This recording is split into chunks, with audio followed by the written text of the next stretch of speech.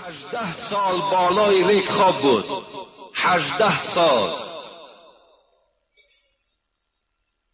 بیمار بودن، از جای خود خیستن نمیتونستن. لیکن بازم این دعا میکردم پروردگارا تمام بدن من اگر درمند باشد من راضی هستم بجز زبان من. خدایا زبان مرا بسته نگردان تا که در یاد تو باشم. 18 سال بار عائلش گفتی ایوب گفت تو پیغمبر خدا هستی، دعای تو خدا میشنود، دعا نمیکنی که خدا به تو شفا دهد. حضرت ایوب گفتن ای زنک گفتن چند سال راحت دیدم؟ گفتن 80 سال بالای راحت بودی. سال شد. گفت به خدا قسم گفت من از پروردگار خود شرم دارم طلب شفا کنم تا زمانی که اگر 90 سال بیمار نشوم، تا اگر 80 سال بیمار به سوی خدا نشوم که راحتم و بیماریم برابر نشود، من از خداوند شرم دارم طلب شفا کنم. خداوند مریضها را میگوید شما مثل ایوب بیمار بودید. امروز اکثریت مردم ما در حالت بیماری نماز نمیخوانند. در بیمارخانه ها که بالکل نماز نمیخوانند. صاحب مسلک خدا رحمتش کند میگوید گر عقلی ولد شود بیرون، اگر زنی که نیمی فرزند برآمده است نیمی فرزند نبرآمده است میگوید بین اگر فرزند از وجود زن جدا شود اینجا حکم نفاس میدهند، یعنی تا 40 روز اگر این زن خون میدیدگی باشد تا 40 روز نماز از گردن این زن ساقط میشود. لیکن حضرت مولوی صوفی اللیار میگوید که اگر نیمی فرزند برآمده است نیمش نبرآمده است اینجا چی صورت است؟ نماز ببینیم، مهم بودن نماز ببینیم. گر عقلی ولد شود بیرون نکنه ترک نمازش چون، نگذارد اگر نمازش این عاصیه می شود علی التعیین. اگر نیمی فرزند برآمده است نیمی دیگر در وجود زن قرار دارد، اگر وقتی نماز شد میگوید باید که نماز خواند. اگر این زن در همین حالت نماز نخواند عاصیه می شود علی التعیین. با تعیین روایت همین است که وی در نزد خدا عاصی و رسوا است. ورطه خود حفیره سازد آن ز یک حفیره خود اندازد، تا نرسد زیان به فرزندش این حفیره از آن سبب کنندش.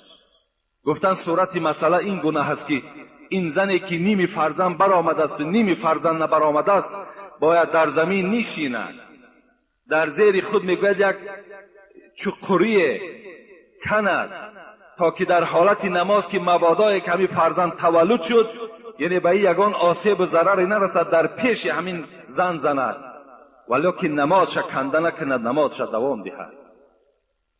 وقتی در این خیل حالت نماز فرض باشد پس چی جای این سردرد و این فشار خون و این دامنه و دیگر کسلهایی که در ما و شماست.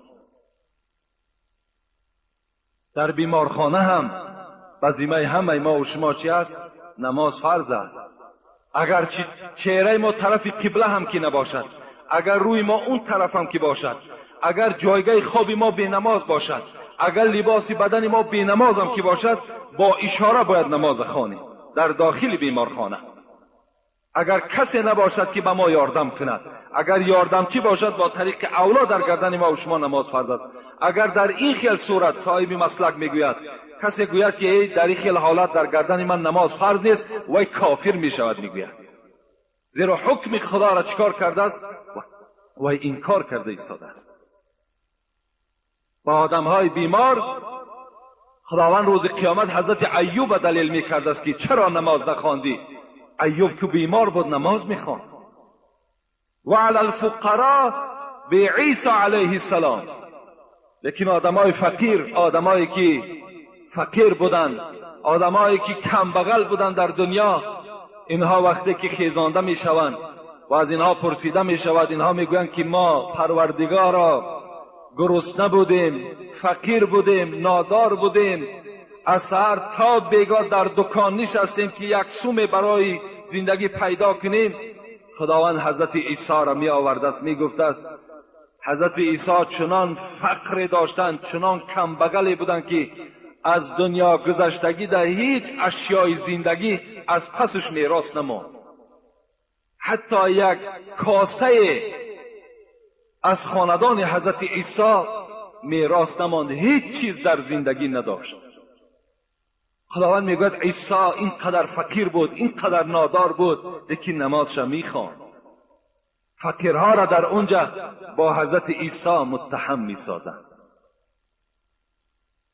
اعوذ بالله من الشیطان الرجیم. كل نفس بما كسبت رهينة إلا أصحاب اليمين في جنات يتساءلون عن المجرمين ما سلككم في سقر قالوا لم نكن من المصلين ولم نكن نطعم المسكين وكنا نخوض مع الخائضين وكنا نكذب بيوم الدين حتى أتانا اليقين. خداوند چی میگوید؟ میگوید روز قیامت به همه ما و شما خطاب دارد. شما در عمل خودتان در گرو هستید. شما در گرو هستید. یعنی ما و شما میگیم در مثلی که با کلمه های روسی میگوین زلاژنیک میگوین، یعنی شما در گرو هستید. یعنی زلاژنیک تحلیلش چی میشد؟ گرو میشود. شما با عمل های خودتان در روز قیامت در گرو هستید. کل نفس بما کسبت رهینه الا اصحاب الیمین، مگر کسانی که در دنیا عملی صالح داشتند، مگر کسانی که در دنیا نماز داشتند، مگر کسانی که در دنیا دلسوز اسلام بودند. اینا در کجا هستند؟ اینا در جنت هستند. و اینها چیکار میکردند؟ آدمای با نماز از جنت استاده عذاب دوزخی ها را می دیدند و می گفتند ما سلککم فی سقر. در همون دنیا ما و شما همین برادرهایی که به نماز داریم در همین تاجیکستان ما و شما زندگی میکنن، اینها را ما و شما میشناسیم. همون رفیقای داریم که به نمازن، وقتی در دوزخ میبینیمشان اینها را میشناسیم. بعدن چی میگویم؟ ای فلانی ما سلککم فی سقر، چرا تو در پهلوی من در جنت نیستی؟ چرا تو در دوزخ هستی؟ و چی میگوید؟ قالوا لم نکو من المصلین. ای برادر عزیز، خوش به حالت که تو آدمی با عقل بودی، خوش به حال تو که تو آدمی خیلی با فیض بودی. این سبب دوزخی شدن ما لم نکو من المصلین، ما نمازخوان نبودیم، ما در دنیا نماز نمیخواندیم. از این خاطر امروز خداوند ما را عذاب سخت‌ترین که این وارد شدن دوزخ است در دوزخ جا کرد. ولم نکن نطعم المسکین، یکم جنایتی که داشتیم در دنیا بی نماز بودیم. دوم جنایتی که ما را خداوند با سبب او وارد دوزخ کرد. ولم نکن نطعم المسکین، ما مسکین ها را طعام نمی دادیم.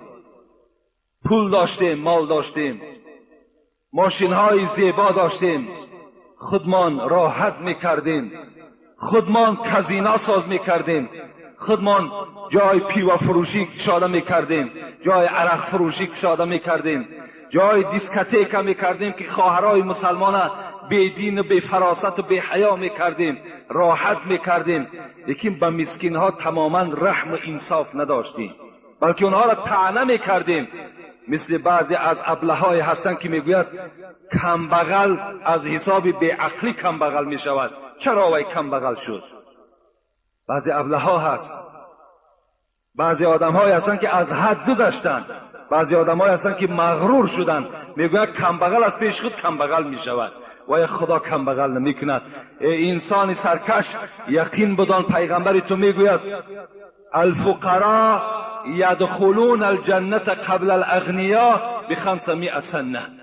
همین تو آدم بای، همین تو آدم مغرور در یک گوشه ایستادگی هستی، همین فقیرهایی که در دنیا شما با اونها رحم نداشتین 500 سال پیش از شما راحت جنت میبینن، وارد جنت میشوند. این سخن پیغمبر ما و شماست. باید که ما غمخوار مسلمان باشیم. ما باید که این پولی که خدا به ما داده است، از این در بیزنسی بهترین نیست، این تجارتی بهترین است وقتی که تو در یک برادرت صدقه میکنی. حضرت عبدالرحمن ابن عوف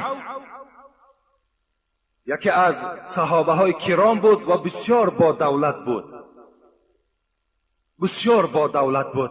صحابه ها گفتن ای عبدالرحمن، حدیث پیغمبر را شنیدی که پیغمبر خدا گفتن لا تزول قدم عبد حتى يسأل عن 40. روز قیامت تو قدم تا از قبر کندن نمیتونی تا 4 سوال را جواب نگوی. یکم چی بود؟ عن عمره فيما افنا، این عمر در کجا صرف کردی؟ از این سوال میشوی. عن علمه فيما فعل، علمی که خدا بر تو داد در کدام راه صرف کردی؟ و عن ماله من این اکتسبه و فیما انفقه، از مالت پرسیده میشه از کجا آوردی مال و در کجا صرف کردی مال. و عن جسمه فیما ابلاه، از این دست و پا پرسیده میشه اینها را در کدام راه کونه کردی، در کدام راه این دست و پا را مانده کردی. عبدالرحمن گفت با حدیث بسیار توجه کن که از عمر یک بار پرسیده میشده، از علم یک بار پرسیده میشه، از جسم یک بار پرسیده میشه، لیکن از مال 2 سوال است. از کجا پیدا کردی، در کجا صرف کردی، 2 سوال میشده است. عبدالرحمن تو مال زیاد داری، نزد خدا چی جواب میگویی؟ عبدالرحمن گریان شدن. عبدالرحمن که نشستن و از جا خیستنش عبادت بود، گریان شدن. گفتن نسبت من یگان خوفی نکنین و دلسوزی هم نکنین. عبدالرحمن وقتی که سحر روز می شود 100 تنگه در راه خدا خیر میکنه. باز بیگاه که می شود خدای عبدالرحمن به عبدالرحمن 1000 تنگه می دهد. چی جای گناهش است؟ من چنان تجارت با خدا دارم، 100 در راه خدا میتم، بیگاه 1000 از جانب خدا میگیرم. چی جای عیب، چی جای گناهش است؟ خوش به حال همون برادرانی که دولت دارن و با خدا تجارت میکنن، در یک 100 میگیرن. خوش به حالتان. حضرت گفتن به دنیا توانی عقبا خری، بخر جان عزیز بدن حسرت خوری. میتونی همون قیامت و راحت بهشت در همین دنیا ای آدم پولدار بخری. بخر میگوید حضرت سعدی، ورنه حسرت خوری. چنان حسرت میخوری، چنان پشیمان میشه که دیگر پشیمانی سودی نداره. حکایه ها دم یارد که یک جوان دستش خشک بود، خشک شدگی بود، دستش خاک شدگی بود. از او پرسان کردند چرا دستی تو خشک است؟ گفت این یک قصه دارد، بسیار قصه علم آوری هست. گفتم برای ما حکایت کن. گفت وقتی پدر و مادر من از دنیا گذشت، شب مادرم خواب دیدم که در دست مادرم یک دنبه گوسفند بود و آب می گفت. کسی به او آب نمی داد. وقتی تشنگی بر بالای او غلبه می کرد، در حال همون دنبه گوسفند را یک زبانش می برآورد و می لیشت. نگاه کردم، دلم به مادرم بسیار سوخت. و پدرم نظر کردم، پدرم از آب سرشار است. هیچ گرسنگی و تشنگی بالای پدرم نیست. گفتم پدر عزیز، مادرم در یک حالتی خیلی ناخوبی هست، چی خوب می شود در یک ظرف برای من آب دهی تا که به مادرم تسلیم کنم. پدرش میگوید یک ظرف داد پر از آب در دست من دادن، این در عالمی خواب است. خوابم حقیقتی دارد. میگوید در دستم ظرف آب گرفتم، نزد مادرم آمدم، به مادرم دادم، مادرم نوشید. برابر نوشیدن صدای آمد که کیست آن شخصی که با این زنی بخیل آب داده است؟ این زن بود در دنیا که مالدار بود، ثروتدار بود، به کسی چیزی نمیداد بجز همین دنبه گوسفند در یک مسکین صدقه کرده بود که امروز در دست او ما دادیم. کیست آن شخصی که با این مادر بخیل آب داد؟ میگوید من صدا دادم که من هستم فرزند او هستم. صدای آمد که پروردگار را دستی تر خشک بگرداند. بیدار شدم دستی من خشک است. تا حال دستی من خشک است، یعنی دستی من تا روز قیامت فکر میکنم که صحت نمی شود، زیرا دعای ملائکه در حق من بود. برای کی؟ برای آدمی که بخیل باشد. دوست می‌دارم که امروز برادرایی که ثروت دارند، مال دارند، مسکین‌ها را یاردم کنین، مسجدها را یاردم کنین، عالم‌ها را یاردم کنین، طالب علم‌ها را یاردم کنین. انشاءالله این فخر هم دنیا و هم قیامت شماست. با پول داشتن و با مال داشتن ننازین که خداوند با مال و پول شما را نظر نمی کند، مگر عمل و دل شما را نظر می کند. عزیزان ما و شما با دنیا محبت نداشتند، با دنیا اینقدر حریص نبودند. عبدالعزیز عمر ابن عبدالعزیز که ایرا عمر ثانی میگویند، نبیره های حضرت عمر است که یک زمان خلافت کردگی هست، یا حکایه میارد. میگوید همین عمر ابن عبدالعزیز پادشاه بودند، در خلافت نشسته بودند. مادامی که به دنیا هوس نداشتند، دنیا جمع نمی کردند، بار میگوید به خانش آمد. هرگاه حضرت عمر ابن عبدالعزیز نماز خفتن در مسجد جماعت میکرد و بعد به خانش می آمد. یک بار میگوید آمد همون حجره که زن او همراه دخترهای او نشسته بود، همون حجره در آمد. بناگاه تمام دخترهای او دستهای خودشان در بالای دهان خود محکم کردند و از همون خانه‌ای که پدرشان در آمد بیرون شدند. حضرت عمر ابن عبدالعزیز حیرت ماندند. گفتند ای زنه، گفت ای مادر فرزندها، چی شد که امروز دخترهای من دهان خود پوشیده کردند و از نزد من پریشان شدند؟ گفت حضرت عمر، امروز در خانه تو بجز پیاز چیزی نبود. ما همون پیاز آب در جوشانیدیم و با این دخترهای تو دادیم. دخترهای تو تناول کردند. پیاز که بوی بد دارد، اون نخواستند که از بوی بدی دخترها مشام پدرشان ناراحت شود. از این خاطر اونها از این خانه را ترک کردند که پدر مانده شدگی است، در خلافت نشستگی هست، آمده بعد این قدر ماندگی با از بوی بدی دهان ما به او برسد. گفته از این خاطر گفت خانه را ترک کردند. عبدالعزیز میگوید گریان شدند و خیسته به نزد دخترها رفت. گفت دخترای عزیز، گفت من نمیخواهم که امروز گفت شما را لباس زیبا پوشانم، من نمیخواهم که از هر راه برای شما گفت آذوقه تامین کنم، شکمهای شما را سیر کنم و فردای قیامت صدا شود که عمر ابن عبدالعزیز را به دوزخ برید. اینا گفت من نمیخواهم. دخترهاش میگوید داد و فریاد زدن، گریه کردن. گفتم پدر، هر حالتی که باشد ما چی هستیم؟ ما طاقت کننده هستیم، ما صبور هستیم به سوی پروردگار. در حق شکم ما و در لباس ما هیچگاه غمخواری نکن. هر چیزی که از وجه حلال باشد همون برای ما تأمین کن. این بود قصه عزیزان ما و شما. از این خاطر مثل الذين ينفقون اموالهم في سبيل الله كمثل حبة انبتت 7 سنابل في كل سنبلة 100 حبة والله يضاعف لمن يشاء والله واسع عليم. این صدای پروردگار ماست. آن کسانی که در راه خدا خیر احسان میکنند به منزله یک دانه هست که در زمین پرتافته می شود و این دانه 7 خوشه تولد میکند، هر خوشه 100 دانه دارد. پروردگار شما با از این دم شما را میگه زیادتر میدهد، یعنی در یک دانه شما خداوند 700 به شما عوض میدهد. بگذار با خدا شما تجارت کنید، انشاءالله مال شما شکسته نمی شود. آبروی شما در نزد خداوند بلند می شود. دوم صورتی که ما را دوزخی گردانید، ولم نکن نطعم المسکین، ما کسانی بودیم که در دنیا به مسکین ها غمخوار نبودیم. سوم چی؟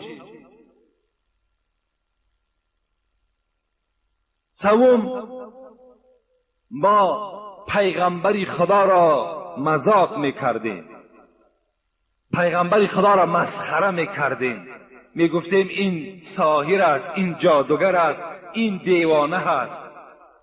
این سوم حالتی که ما را وارد دوزخ کرد. و چهارم چی بود؟ چهارم ما روز قیامت این کار میکردیم که قیامت هم آمدنی نیست. حتی اتانا الیقین، تا زمانی که این مرگ بالای ما هجوم کرد، الحال فهمیدیم که دیگر ما از این دوزخ نجات نداریم.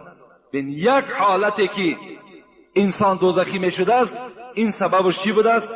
سببش بینمازی بوده است. کسی اگر در دنیا بینماز است، البته به البته مکافاتی و دوزخ است. دوره های موسی را برای شما یادآوری میکنم، شاید این قصه باشد که آخران از این جمعه ما و شما می شود. روی ان امرأة جاءت الى موسى عليه السلام وقالت يا موسى إني أذنبت ذنبا عظيما وقد تبت إلى الله تعالى فادع الله أن يغفر لي ذنبي. شمس الدین ذهبی در کتاب کبایرش میآورد، میگوید زمانهای حضرت موسی بود، یک زن نزد حضرت موسی آمد. موسی بسیار با هیبت پیغمبر بود. آمد گفت ای موسی، گفت من گفت یک گناه بسیار بزرگ را انجام دادم، لیکن وقد تبت الی الله تعالی، بعد گناه را صادر کردن باز به خود آمدم، به سوی همان پروردگار خود توبه کردم. فادع الله ان یغفر لی ذنبی، باز صدای تو را پروردگار میشنود. ای موسی دعا کن که خداوند گناه مرا بخشیده بگرداند. چه زنهای مسلمانی بود! امروز زنهای مسلمانی ما و شما گناه میکنن میخندن، گناه میکنن پروا ندارن، لیکن اون زنها خوشبخت زن بودن که گناه کردن باز پشیمان شدن. امروز خواهرای ما و شما خود برای گناه کردن دلیر هستند. ما اونها را از گناه باز میداریم، اونها خود میگویند که نه ما گناه میکنیم، حالا که وجود نازک اونها طاقت عذاب خدا را ندارد. حضرت موسی حیرت دماندن، گفتن من ذنبک، چی گناه کردی؟ قالت اینی زنیت و ولدت من الزنا ثم قتلته. گفتن موسی، گفتن اولا شرم میدارم، لیکن چی کار کنم؟ زنا کردم، بعد زنا حامله دار شدم. وقتی که حامله من تا چنده که نمایان شدن گرفت، من از همسایه‌داری و از دوگانه های خود شرم کردم و در یک گوشه پنهانی رفته این تولد کردم و با دست خود قتل کردم و نابودش کردم. حضرت موسی چه گناه عظیمی کردم، از پروردگار دعا کن که خداوند مرا ببخشد. حضرت موسی غضبناک شدن، گفتن یا فاجره اخرجی لا تنزل من السماء نارا فتحرقنا بشومک. گفتن ای فاجره، ای بدبخت، ای ناسپاس، ای زنی که از عذاب خدا نمی ترسیدگی، از نزد من گفت درو بیرون شو تا که از شومی تو، از این کثافتی تو باز آتش از آسمان نریزد و من که پیغمبری او هستم در عذاب گرفتار شوم. این زن وقتی که سیاست حضرت موسی را دید، در حال نزد موسی را ترک کرد و بیرون شد. حالا که وی با یک دلی شکسته آمده بود، وی در اصل توبه نصوح کرده بود، توبه فریب نداشت. در حال خدای مهربان، خدایی که 100 سال گناه میکنی با به درگاهش زاره میکنی میبخشد. در حال جبرائیل روان کرد، گفت رو به موسی خطاب کن لما رددت التائبه، رو به حضرت موسی بگو این زنی که از صدق توبه کرده بود چرا از نزد خودش راند وید؟ چرا باید بخشش او را طلب نکرد؟ چرا نزد خداوند دعا نکرد؟ اما وجدت شرا منها، بعد این با حضرت موسی بگو که آیا میداند که باز از این زنی که زنا کرد، این زنی که حامله دار شد، با دست خود این طفلی بیگناه را قتل کرد، از این دم باز پسترین شخصیت وجود دارد؟ میداند؟ وقتی حضرت موسی این شنید از جبرائیل حیرت دمان، گفت من هو شر منها. جبرائیل گفت این قدر گناه عظیمه که این زن کرده است، از این دم دیده باز پسترین شخصیت وجود دارد؟ گفتم بله پروردگاری تو میگوید که هو تارک الصلات، وای بی نماز است. از این زنی زناکار، از این زنی بی حیا، از این زنی که با دستی خودش فرزند خودش قتل کرد، از این دیده با آدم بی نماز قدرش پست است.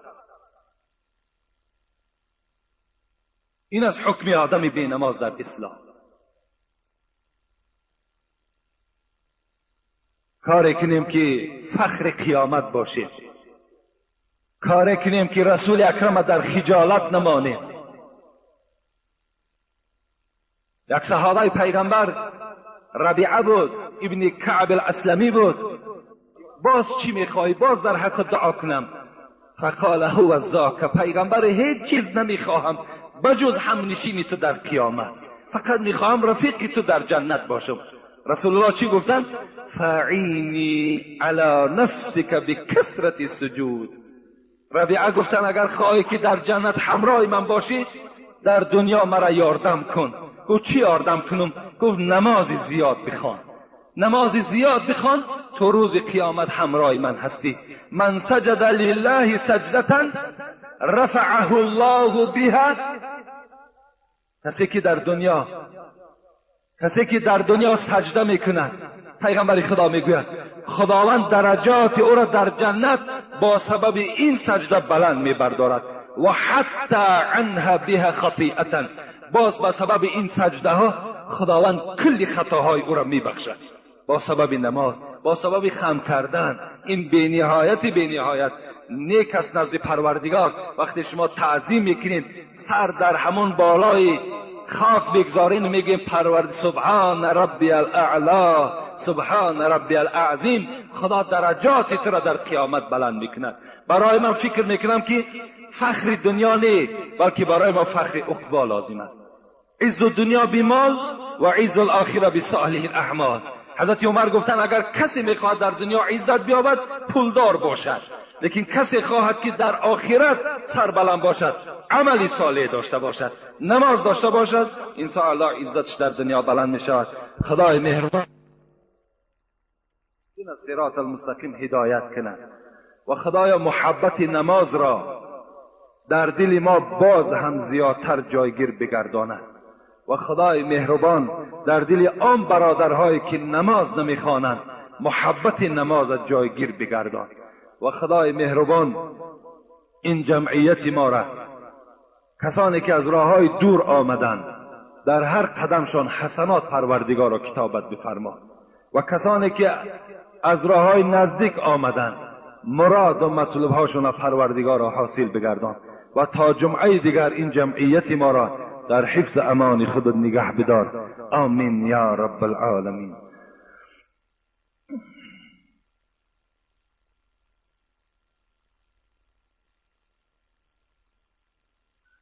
برادرمان حاکم در حق پدرشون شاه سفرов که میرزا شریف که در این جمعیت ما و شما نماز میخواندند، گفتن در حقشان دعا کنیم.